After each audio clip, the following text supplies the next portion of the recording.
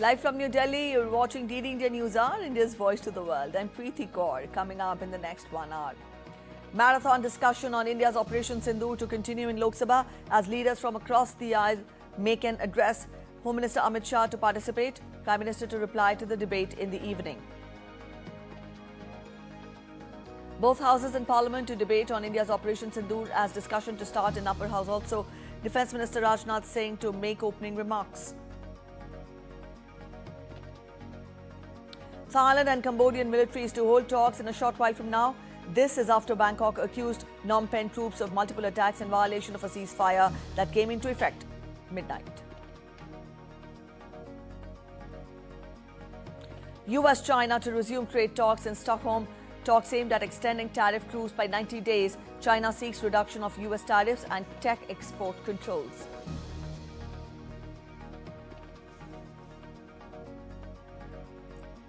UN chief calls for viable two-state solution to Israel-Palestine conflict. Calls for a decisive turning point at UN conference boycotted by the US and Israel.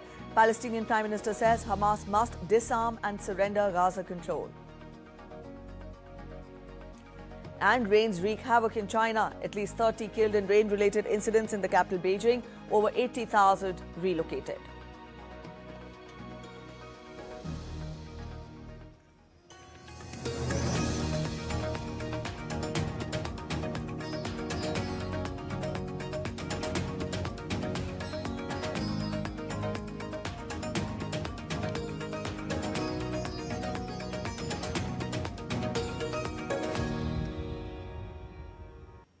India's Parliament will continue its discussion on Operation Sindoor today.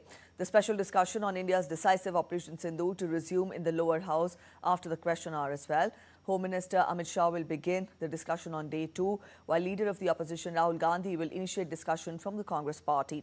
Priyanka Gandhi and K.C. Venugopal are also listed as speakers from the opposition party. From Samajwadi Party, President Akhilesh Singh Yadav will address, while around 5 p.m. IST, Prime Minister Narendra Modi will deliver his reply to the special discussion. In Rajya Sabha or the Upper House of Parliament, Defence Minister Rajnath Singh will open the Operation Sindoor discussion today.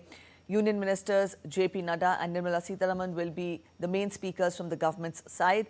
Leaders of the opposition in Rajya Sabha, Mallikarjun Kharge will be the first speaker from the opposition's side.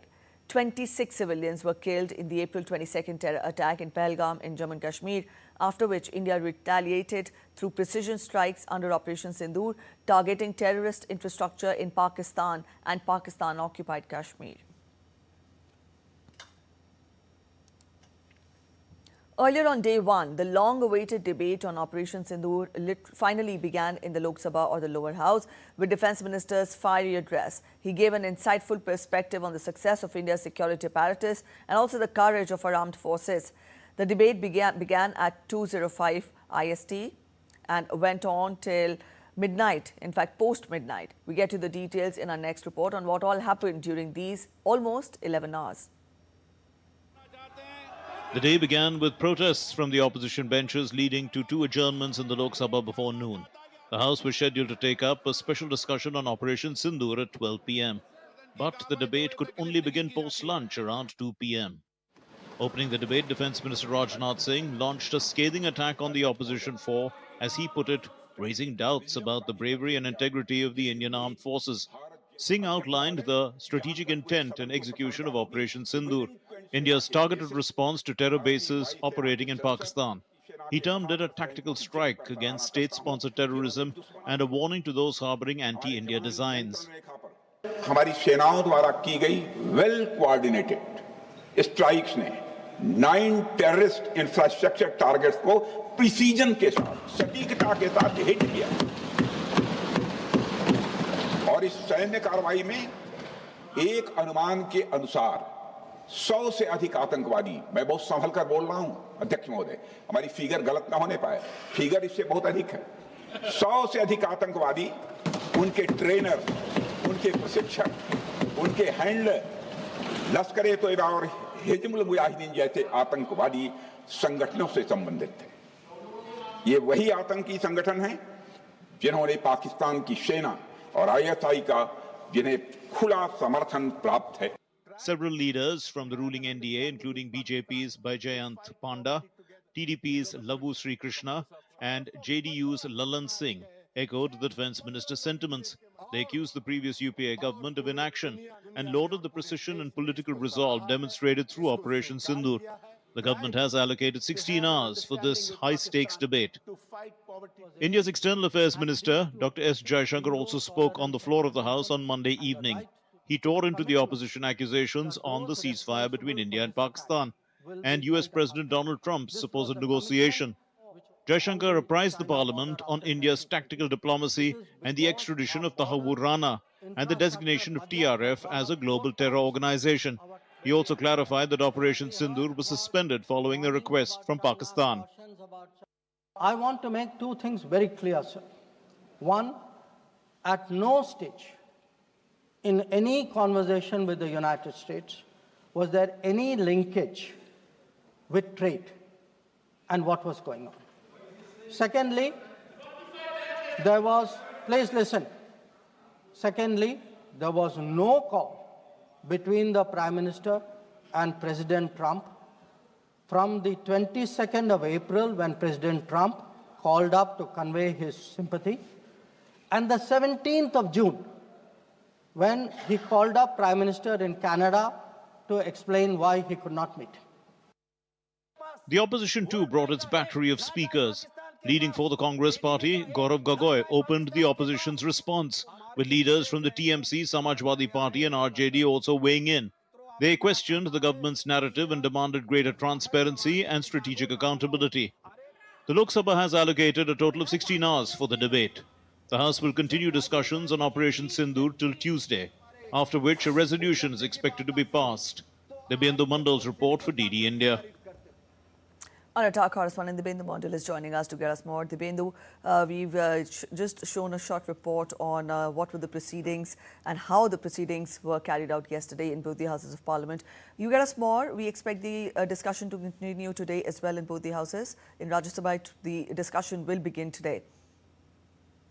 Well, good morning, PT. That's right. After a long deadlock that we have seen last week, the discussion finally on Operation Sindoor began yesterday, and it continued till post midnight. It was a long discussion that happened throughout yesterday. It began at 2 p.m. as we had shown in that report. It continued post midnight. It will again begin today at 12 p.m. is what is expected. The discussion on the floor of the House will be opened today by Union Home Minister Amit Shah. He is expected to also speak on the lines that we have heard Union Defence Minister Rajnath Singh as well as External Affairs Minister Dr. S. Jaishankar. Similar lines will be taken also by Union Home Minister Amit Shah, clearly stating the fact on the floor of the House as to what Operation Sindoor entails. But it will be important for Amit Shah also to point out that several questions that were raised by the opposition, he is likely to reply on those questions as well. Some of the key questions that we are expected to hear, in fact, some of the key answers that we are expected to hear from the Union Home Minister is on the fact that, several opposition leaders yesterday raised the question on how did the terrorists come inside India, because the borders are guarded by the Border Security Force, which comes under the Union Home Ministry. Oppositions also raised the fact that what happened to our intelligence. So the intelligence department also comes under Union Home Minister Amit Shah. So these factors will be taken into account when Amit Shah will be providing his reply on the floor of the House. Apart from that, there are several other leaders, including from the opposition side, Priyanka Gandhi as well as Rahul Gandhi from the Congress. Rahul Gandhi is also the leader of the opposition in the Lok Sabha. He is also expected to reply on the floor of the House today.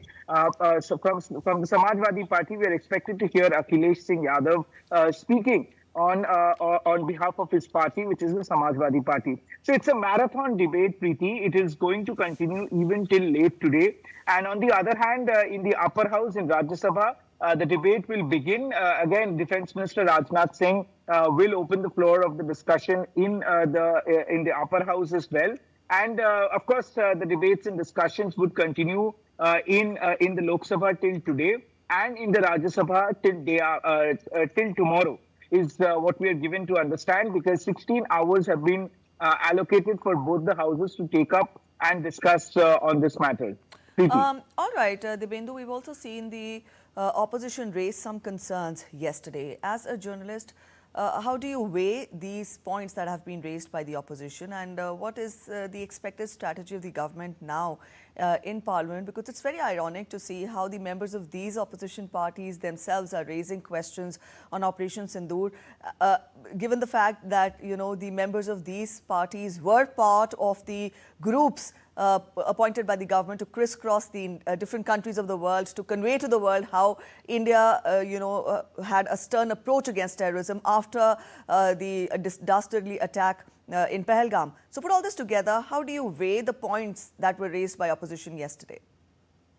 Well, previously, the most of the opposition leaders that were part of the delegation, like Supriya Sule from the NCP, when she was speaking on the floor of the House late in the night, she did praise Prime Minister Narendra Modi for including and making opposition leaders as the leader of these multi-party delegation that had gone to different countries during that point in time. I was also part of one of these delegations that had gone to 4 countries in Europe and Russia. And that delegation was led by DMK MP Kanimori.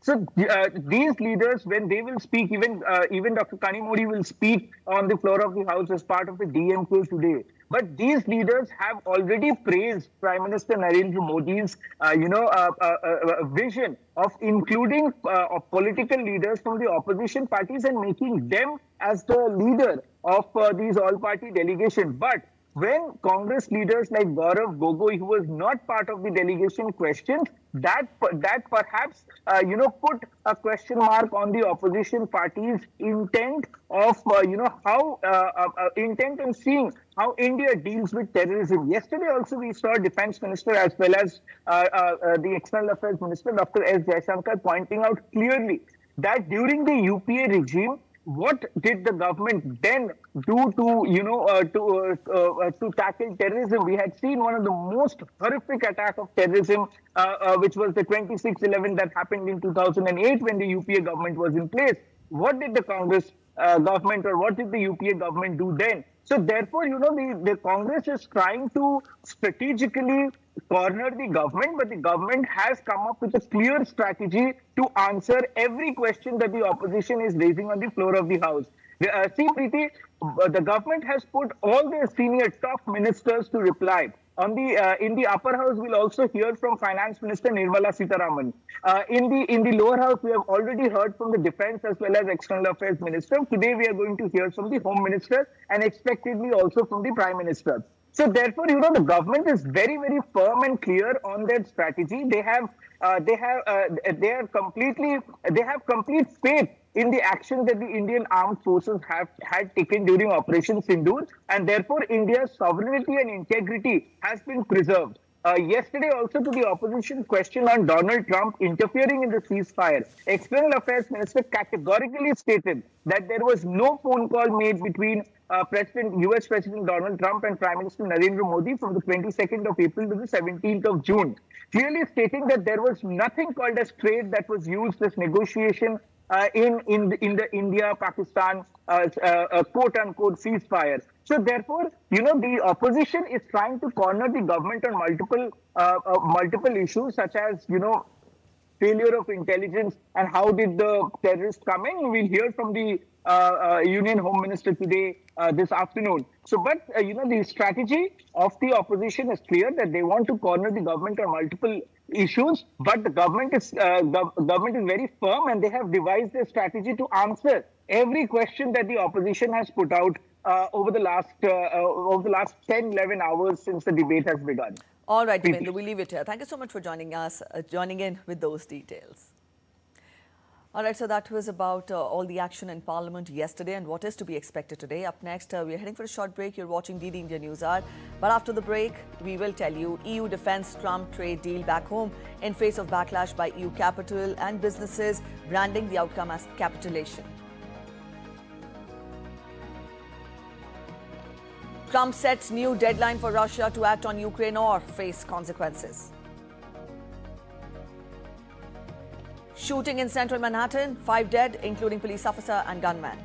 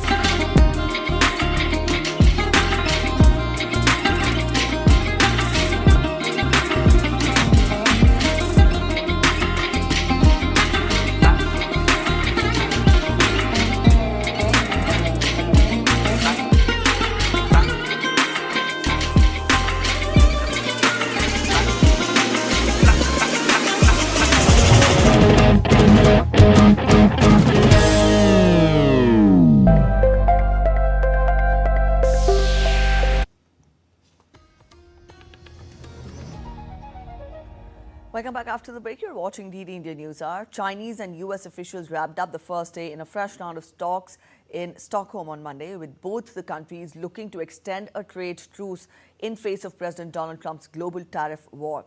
U.S. and Chinese economic officials met in Stockholm on Monday for more than 5 hours of talks aimed at resolving long-standing economic disputes at the center of trade war between U.S. and China. U.S. Treasury Chief Scott Bessent was part of the U.S. negotiating team. China's Vice Premier He Lifeng was also seen at the venue. The negotiations in Sweden concluded with neither sides offering details on their progress. The talks came a day after Trump reached a deal with the EU that will see the bloc's exports to the United States taxed at 15%. The expiry of that 90-day truce falls on August 12th. Meanwhile, in Washington, U.S. senators from both major parties plan to introduce bills this week targeting China over its treatment of minority groups, dissidents and Taiwan, which could complicate talks in Stockholm. Previously, U.S.-China trade talks in Geneva and London in May and June focused on bringing U.S. and Chinese retaliatory tariffs down from triple-digit levels and restoring the flow of rare earth minerals halted by China and other goods halted by the United States. As far as the U.S.-China bilateral trade is concerned, the total value of U.S. imports from China reached $148.5 billion in the first quarter of 2025, whereas the total value of China imports from U.S. have reached $46.6 billion.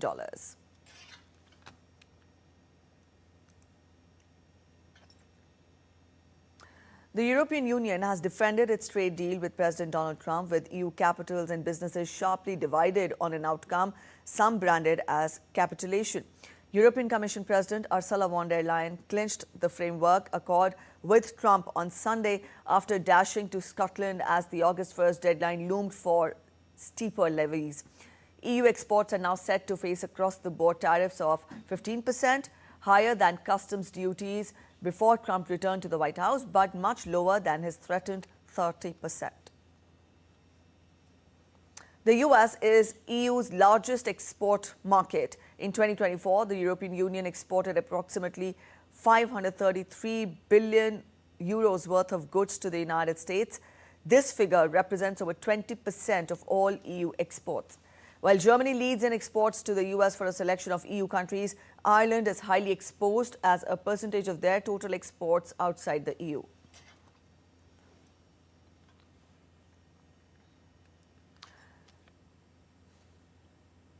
Let's get to updates on Thailand-Cambodia conflict. Now, negotiations are ongoing between militaries of Thailand and Cambodia on Tuesday, after Thai side accused Cambodian troops of multiple attacks in violation of a ceasefire that came into effect at midnight.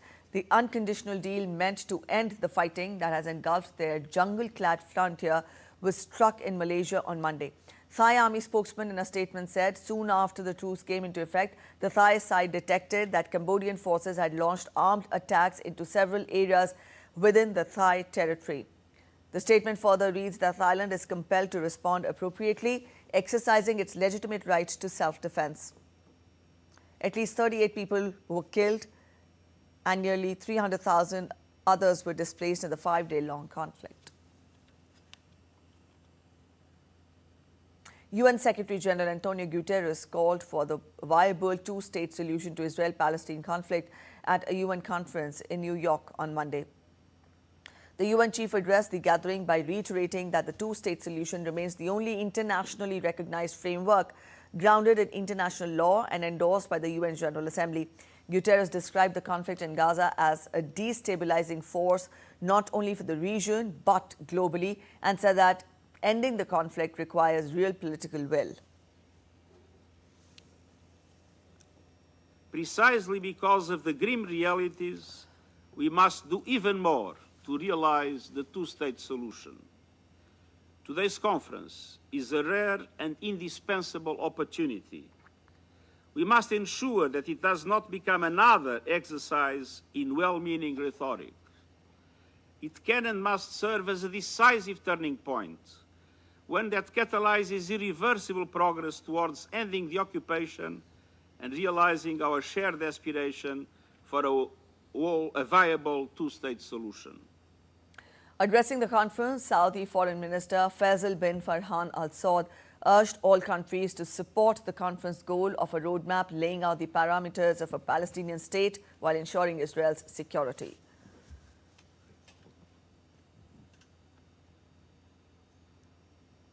French Foreign Minister Jean-Noël Barrot also told the conference that there is no alternative to a two-state solution between the two sides. France intends to recognize a Palestinian state in September at the UN General Assembly. Palestinian Prime Minister Mohammed Mustafa, meanwhile, called for the world to recognize Palestinian statehood. He also demanded that Hamas must surrender control of the Gaza Strip and its arms as part of a deal to end fighting in the territory.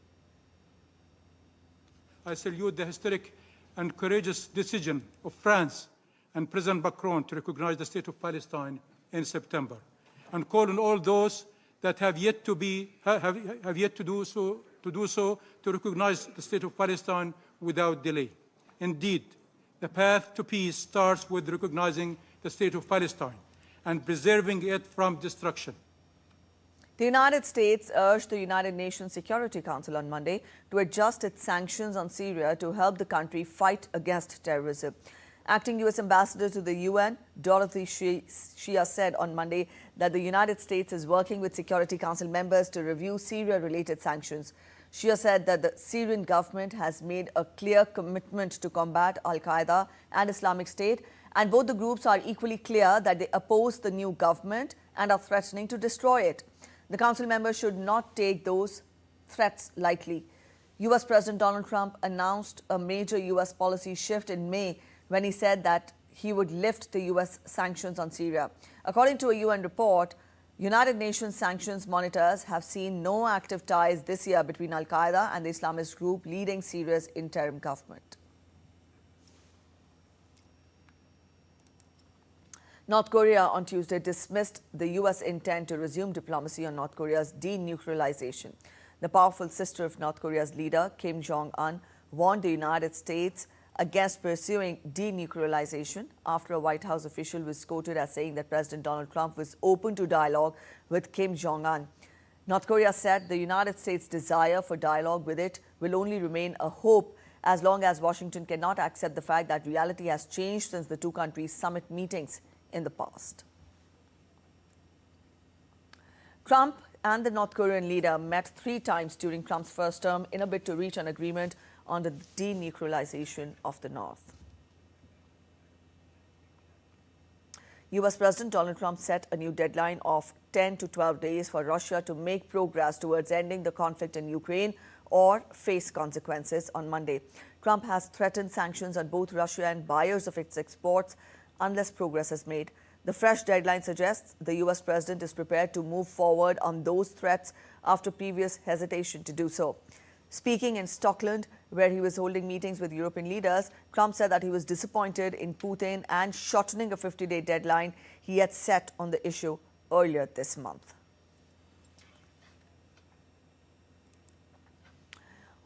While Ukrainian President Volodymyr Zelensky praised Trump's statement as timely in trying to move forward to a peace settlement, he emphasized that Ukraine views strong sanctions against Russia as a crucial factor in bringing the conflict to an end.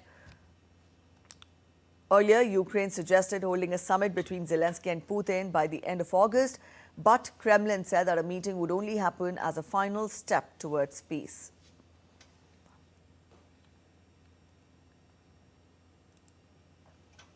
In another devastating shooting incident in the U.S., 5 people, including a police officer and the suspected gunman, were dead following a shooting incident in central Manhattan on Monday.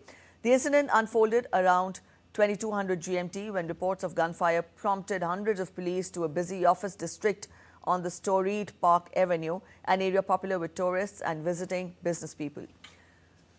Police said the scene, an office lower block, in fact, office tower block at 345 Park Avenue, home to hedge fund giant Blackstone, auditor KPMG and the National Football League, had been contained, and the lone shooter is dead without providing details about the identity of the suspect. As New York Governor Kathy Hochul said that she had been briefed on the shooting, Mayor Eric Adams has expressed his deepest sympathies to the families of the officer that had been struck down. Adams said in a video message posted on X that there were multiple injuries as a result of the shooting. He also advised that while the shooter had been neutralized, people who were in the building should stay where they are. New Yorkers, this is Mayor Eric Adams, and I'm here at the scene of 51st and Park Avenue. Unfortunately, we had a shooting here with multiple injuries. The perpetrator, the known perpetrator, is neutralized at this time. Those who are in the building, we're asking you to remain inside as police officers are doing a floor-by-floor search. We believe, again, the perpetrator is neutralized at this time. We're going over to the hospital to speak with the family and loved ones involved in this incident. We did have a shooter with multiple injuries at this time, but the perpetrator is neutralized. Meanwhile, in a similar incident, but at a different U.S. location, 3 people were killed and 2 were in critical condition by gunfire in a shooting incident at a casino in Reno, Nevada, early on Monday morning. The shooting took place in the parking lot of the Grand Sierra Resort. At least 2 people were killed and at least 3 others required hospitalization for their injuries. Addressing a media briefing, Sparks Police Department said that prior to the shooting incident, the suspect's firearm malfunctioned. However, he was able to make it operable, after which the suspect fired multiple times at the group of victims at the valet. Once operable, the suspect fired multiple times at the group of victims at valet. In total, 5 people in the valet area sustained gunshot wounds, and 1 victim was pronounced deceased on scene. Of those 4 victims, 1 was declared deceased at the hospital. The suspect then continued fleeing north through the parking lot. Another victim was driving through the parking lot, and the suspect opened fire on this person, striking the victim. That victim was pronounced deceased on the scene. In total, 6 victims were shot. 3 of them are now deceased. A shooting incident was also reported in Thailand's capital city of Bangkok on Monday, where at least 6 people were killed when a gunman opened fire at a market. The fatalities included the gunman who took his own life. The investigation is underway to identify the gunman and the motive of the incident. No tourists were killed or injured in the shooting incident. Meanwhile, an eyewitness recounted the deadly shooting at the market and described the very close moment of seeing a gunman firing at the market. The 38-year-old survivor heard the gunshots as they were leaving the market. Upon turning around, she saw a man in black clothing and a cap firing a gunshot in rapid succession. You're watching DD Indian News. We're heading for a short break again, but stay with us, as up next we tell you, marking its 5th anniversary, we get you a special report on how the National Education Policy 2020 has helped in transforming the education sector in the country. On International Tiger Day, we tell you the strenuous efforts made to protect these ecological guardians in India.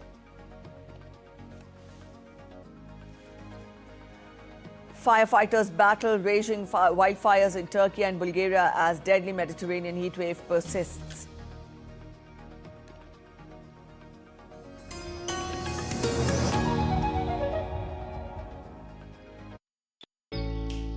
Jharkhand will mesmerize you with majestic nature, rich heritage and colorful culture. Hello. Johar. It fits perfectly. Thank you. Full workout ho gaya. Ready?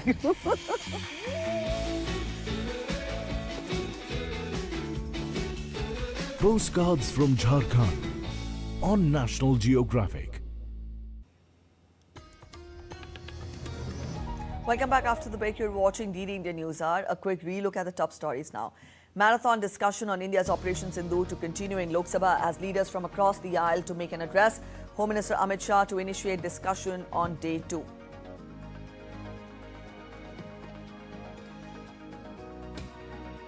Both houses in Parliament to debate on India's Operation Sindoor as discussion to start in the upper house also. Defence Minister Rajnath Singh to make opening remarks. Thailand and Cambodian militaries hold talks after Bangkok accused Phnom Penh troops of multiple attacks in violation of a ceasefire that came into effect. at midnight. U.S. China to resume trade talks in Stockholm. Talks aimed at extending tariff truce by 90 days. China seeks reduction of U.S. tariffs and tech export controls. UN chief calls for viable two-state solution to Israel-Palestine conflict. Calls for a decisive turning point at UN conference boycotted by the US and Israel. Palestinian Prime Minister says Hamas must disarm and surrender Gaza control. And rains wreak havoc in China. At least 30 killed in rain-related incidents in the capital Beijing. Over 80,000 relocated.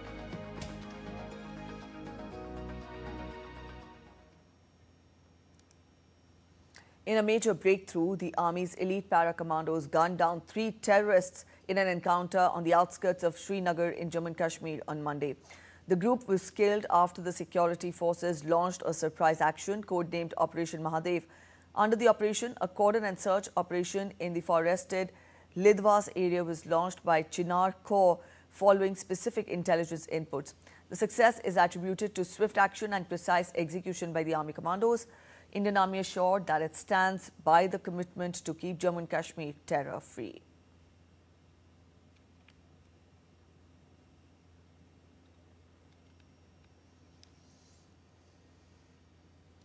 Police Special Operations Group and the Army are carrying out a search operation in the Rajbagh police station area in the Kathua district.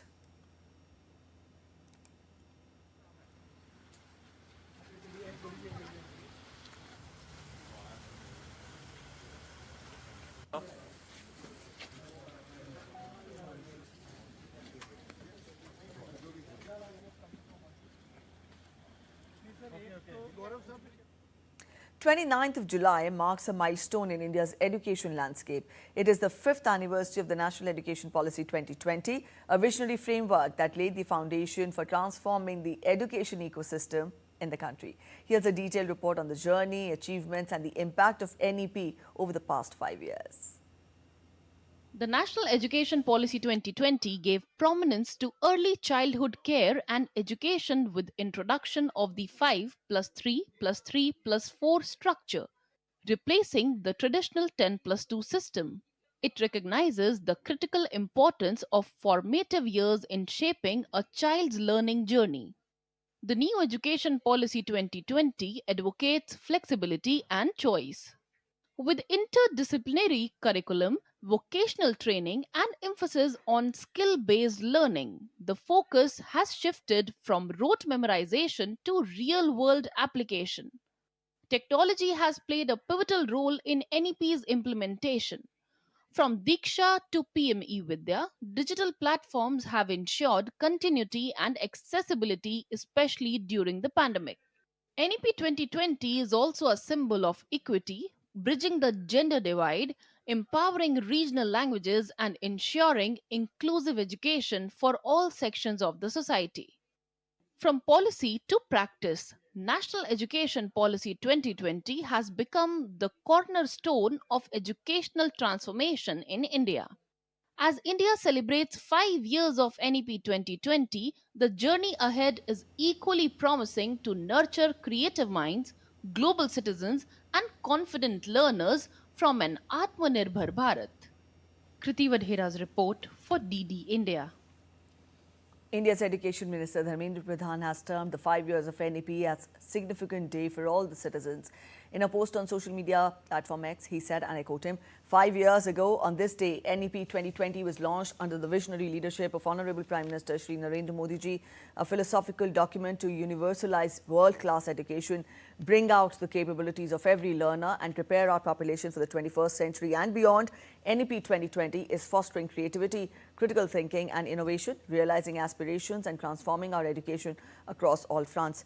Today, as we complete the 5th year of NEP implementation, NEP 2020 has emerged as the most crucial pathway to Viksit Bharat. I congratulate everyone on 5 years of NEP 2020. Let us remain committed to implementing the NEP in letter and spirit for transforming India into a vibrant knowledge economy. India marks International Tiger Day with renewed focus on conservation, but threats like poaching and habitat loss still persist. Protecting the tiger means safeguarding biodiversity, forests, and our shared ecological future. DD India's Tapas Bhattacharya gets us this report.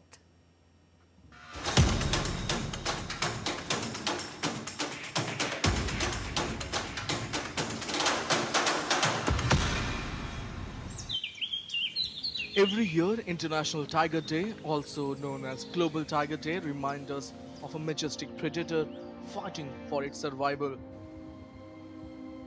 In the early 1900s, over 100,000 tigers roamed freely across Asia. Today, we have lost more than 95% of them. Poaching, habitat loss, and illegal trade continue to drive this majestic predator to the edge. By 2006, India had just 1,411 tigers left in the wild, a shocking decline from nearly 40,000 at the time of independence. Hunting was banned in 1972 and Project Tiger was launched in 1973. It began with 9 reserves and showed early promise. But poaching, poor monitoring, and flawed data collection led to setbacks.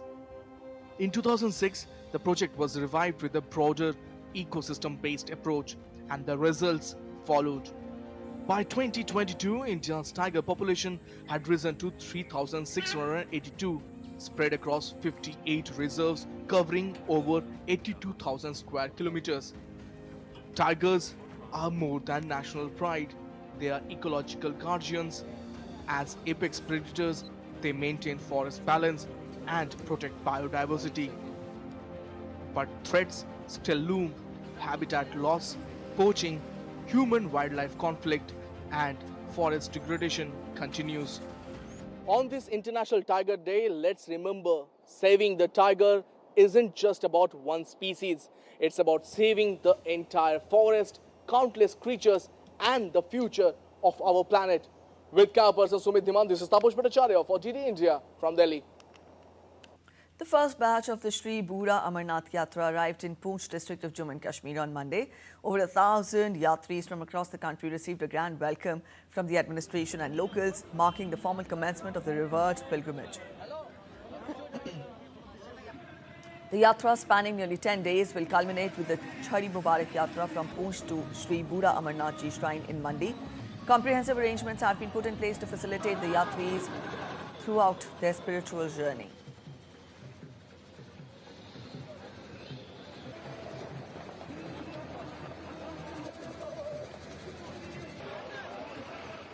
And now we take a look at weather updates.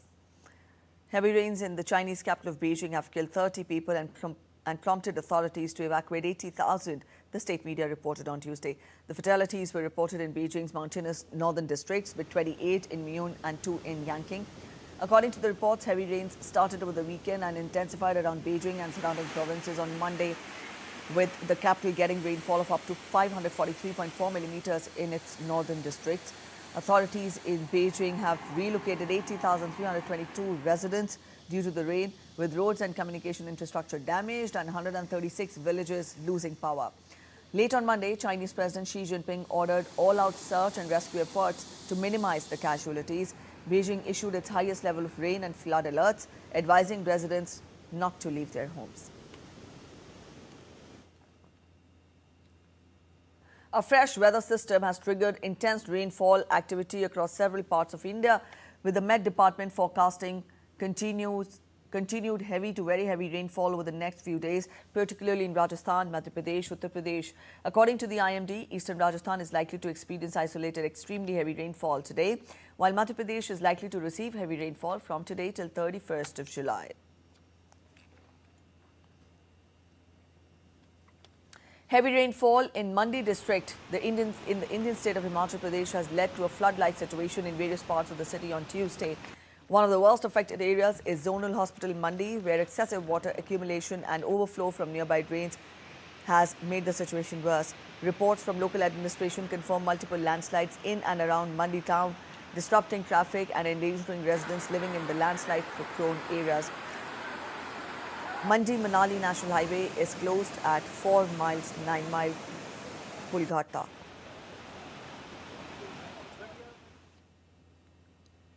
Wildfires scorch large swaths of southeast Europe and the Balkans. Firefighters battled blazes across Turkey and Bulgaria as a deadly heatwave went into a second week around much of the Mediterranean. According to the authorities, crews fought two separate blazes there following the evacuation of more than 3,600 people from settlements in the southern provinces of Mersin and Antalya.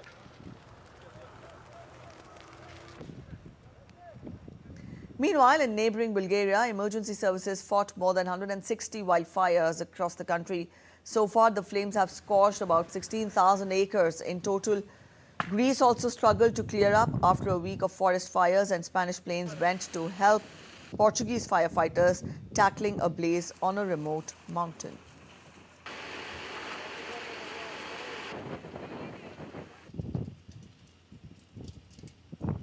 Wildfires are also ravaging parts of North Macedonia, causing significant damage to homes and forcing evacuations. 12 fires were reported active across the Balkan country throughout the day, and 5 crews were called in from the Czech Republic and Serbia, with more from countries across Europe expected.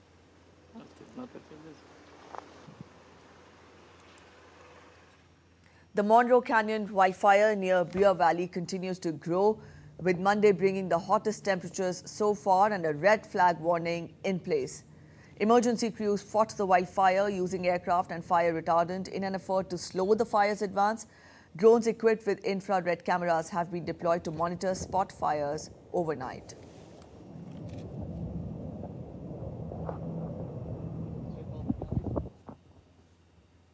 While in southern France, fanned by a strong wind, a fire that spread over 300 hectares of forest and vegetation in Hérault has been put out. Officials have warned that the country faces an exceptionally high-risk summer.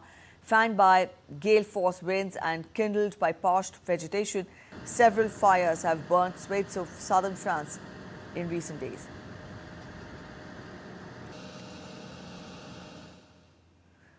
You're watching DD India News Hour. We're heading for a short break, but after the break, S&P 500 closes at a record high for the 6th straight session. Nasdaq 2 ends at a new peak. Stay with us as we get to the interesting player lineup ahead of the Macau Open Badminton Tournament. Fans will have to wait in the wings as Avatar 3 is set to hit the theatres on 19th of December. But stay with us as we get to quick glimpses of the trailer that was released on Monday.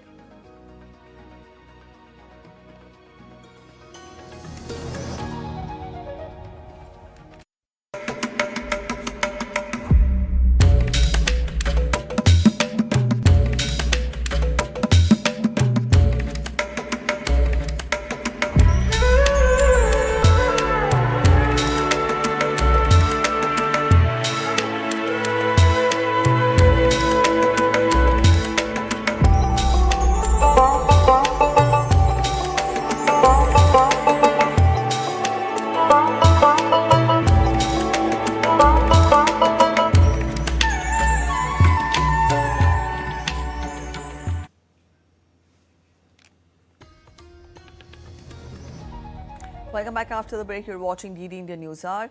Let's get to updates from the world of business. The S&P 500 closed at a record high for the 6th straight session, while the Nasdaq also ended at a new peak. Markets reacted to a new US-EU trade deal and are now eyeing a crucial policy decision from the Federal Reserve this Wednesday. US President Donald Trump and European Commission President Ursula von der Leyen announced a trade framework on Sunday, cutting EU import tariffs to 15%, half of what was originally planned for August 1st. France denounced the agreement, calling it a submission. Meanwhile, the S&P 500 closed at 6,389.81, the Nasdaq at 21,177.79, and the Dow dipped slightly. Markets are now focused on the Fed, with rates expected to hold steady despite mounting political pressure. Asian markets fell on Tuesday as the positivity sparked by recent US trade deals dissipated, with investors now focused on release of key data and earnings and the Fed Reserve's next policy meeting. Share markets across Tokyo, Hong Kong, Shanghai, Sydney, Singapore, Wellington, Taipei, Manila and Jakarta were all in the red. The euro held its losses from Monday, having taken a hit from worries about the effects of the trade deal on the eurozone.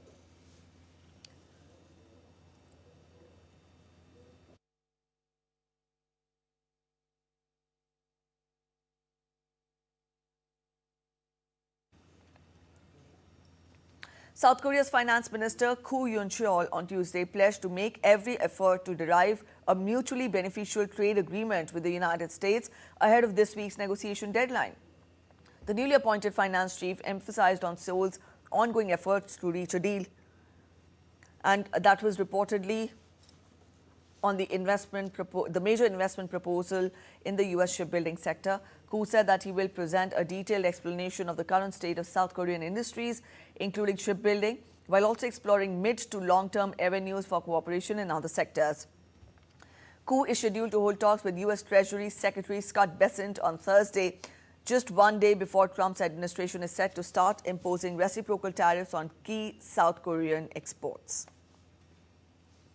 Seoul officials have been accelerating their diplomatic outreach as the U.S. administration's reciprocal tariffs, including 25% duties on South Korean goods, are set to take effect unless a deal is reached.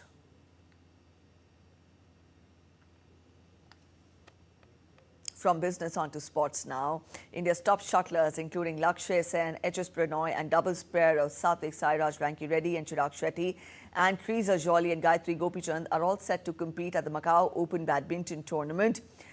Sen will look for a reset after enduring a difficult season this year, with his best finish being a quarter-final appearance at the All England Open in March.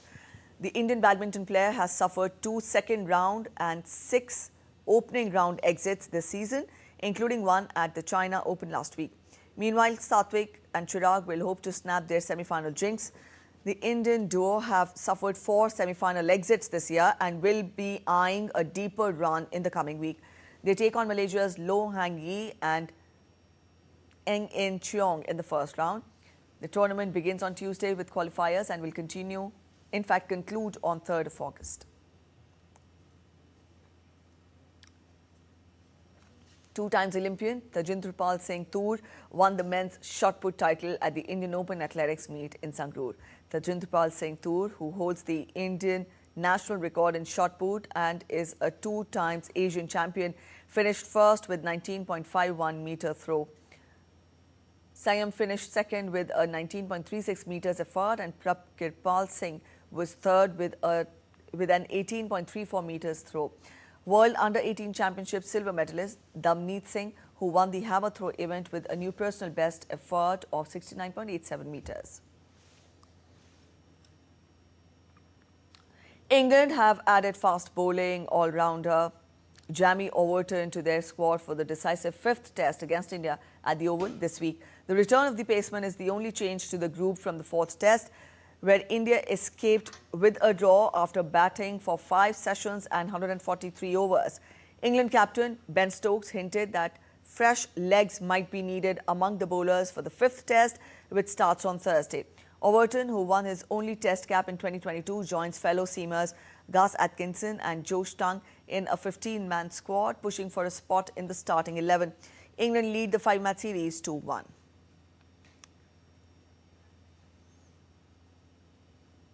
Indian chess reached a new milestone as 19-year-old Divya Deshmukh won the FIDE Women's Chess World Cup in Georgia on Monday. Divya became the first Indian woman to win the Chess World Cup by defeating Grandmaster Conero Humpy in an all-India final. India's Divya Deshmukh scripted history in Georgia by becoming the first Indian woman to win the FIDE Women's World Cup chess title. In an all-India final, the 19-year-old Divya defeated compatriot Conero Humpy in the tiebreaker round. Entering the tournament as the 15th seed, Divya's incredible run saw her overcome some of the world's strongest players, culminating in a high-pressure final against one of India's most experienced and decorated champions.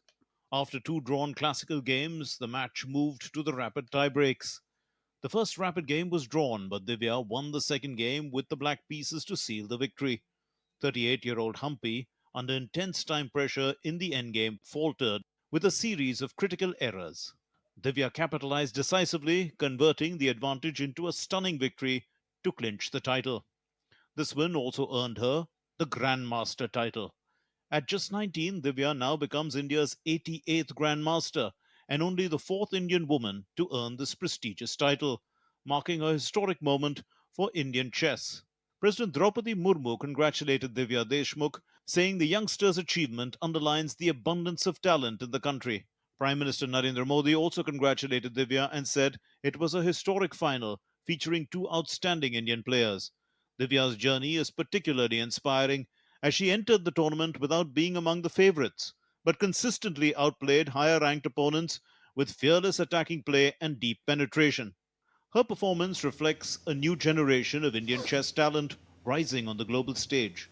This victory is a defining moment in Divya's young career and a proud occasion for Indian chess. Sports Desk, DD India. Canada's Summer McIntosh claimed her second gold in the 2 days at the World Championships in Singapore with victory in the women's 200 meters individual medley event. McIntosh, who won 400 meters freestyle gold on Sunday, was pushed hard by Alex Walsh in the middle portion of the race but surged ahead in the final lap to touch the wall first. 3 times Olympic champion, McIntosh is looking to match Michael Phelps' feat of winning 5 individual titles at a single World Championships, which the American achieved at the 2007 edition. McIntosh will also race in the 400 meters medley, 200 meter butterfly and 800 meter freestyle events. The trailer for the third installment of James Cameron's Avatar franchise, titled Avatar: Fire and Ash, was released on Monday. The preview showcases the breathtaking land, sea and aerial worlds of Pandora, crafted by visionary filmmaker James Cameron, a 3-time Academy Award winner. Co-written by Cameron along with Rick Jaffa and Amanda Silva, the third chapter of the blockbuster fantasy series features the return of stars Sam Worthington, Zoe Saldana, Sigourney Weaver and Kate Winslet. The story continues with former Marine turned Na'vi leader Jake Sully, Na'vi warrior Neytiri and Sully family as they cope with personal loss and face new threats to their world and relationships. Avatar: Fire and Ash is set to hit the theatres on December 19th.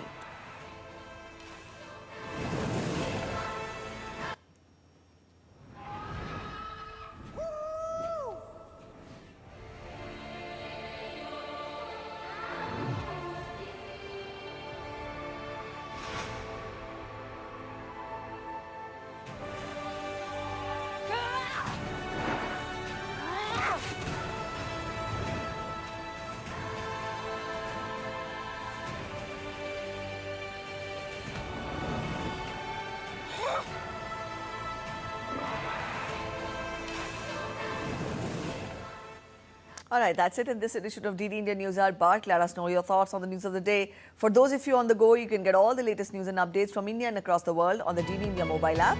This app is available on both Android and iOS platforms, and you can download the respective QR codes. We'll be back with more news as it breaks here on DD India. I'm Preeti Kaur signing off, and from all of us here in Delhi, thanks for watching DD India News Hour.